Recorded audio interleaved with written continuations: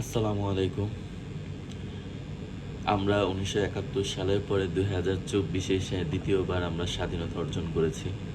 আপনাদের সবাইকে নতুন স্বাধীনতা অর্জন করার জন্য সবাইকে শুভেচ্ছা জানাচ্ছি। আমরা সবসময়ই জানি যে স্বাধীনতা অর্জনের চেয়ে স্বাধীনতা রক্ষা করাটা অনেক বেশি কঠিন। এখন আমাদের জন্য সেই জিনিসটাই চ্যালেঞ্জ হয়ে দাঁড়িয়েছে। আমরা যদি আমাদের এই দেশটাকে সবাই সবার নিজস্ব জায়গা থেকে সুন্দর করার জন্য প্রচেষ্টা করি, তাহলে ইনশাল্লাহ আমাদের বাংলাদেশটা আরও অনেক দূর এগিয়ে যাবে, সুন্দর হবে এবং আমরা আমাদের সত্যিকারের সোনার বাংলা গড়ে তুলতে পারবো।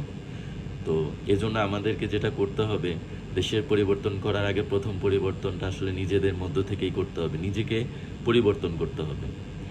আজকে থেকে আমরা কিছু কমিটমেন্ট নিজেরাই করি যে আমরা আর কখনো আমাদের যেই বদ অভ্যাসগুলো আছে, আমরা যেই অন্যায়গুলো করি, সেই অন্যায়গুলো থেকে আমরা নিজেদেরকে বিরত থাকবো। যেখানে সেখানে আমরা ময়লা ফেলবো না, রাস্তাঘাটে চলাফেরা করার সময় আমরা ট্রাফিক সিগন্যাল মেনে চলবো, কেউ ফুটপাত দিয়ে বাইক চালাবো না। তাছাড়া আমরা যে কোনো কাজ করতে গেলে একে অপরকে সাহায্য সহযোগিতা করব। কোনো ধরনের অন্যায় অনিয়ম দেখলে আমরা অবশ্যই রুখে দাঁড়াবো।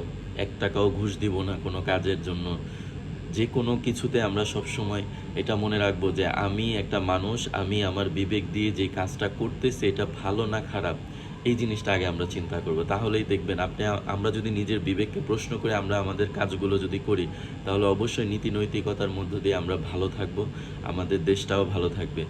আমি অল্প কিছু পয়েন্টগুলো আপনাদের সামনে তুলে ধরলাম। আপনারা চেষ্টা করবেন, আমরা সবাই মিলে চেষ্টা করব আমাদের দেশটাকে এগিয়ে নিয়ে যাওয়ার জন্য এবং দেশের মানুষের জন্য।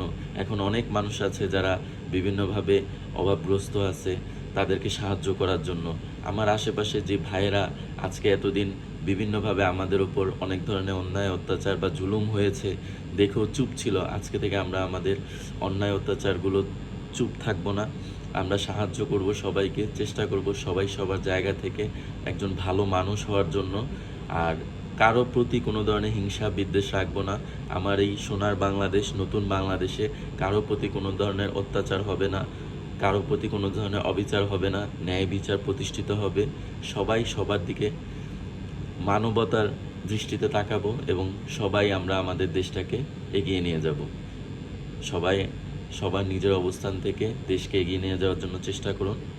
ইনশাল্লাহ আমাদের দেশ এগিয়ে যাবে, আমরা আমাদের দেশটাকে সুন্দর করে পুনরায় সাজাতে পারবো। তো ধন্যবাদ সবাইকে আমার কথাগুলো মনোযোগ দিয়ে শোনার জন্য। আসসালামু আলাইকুম।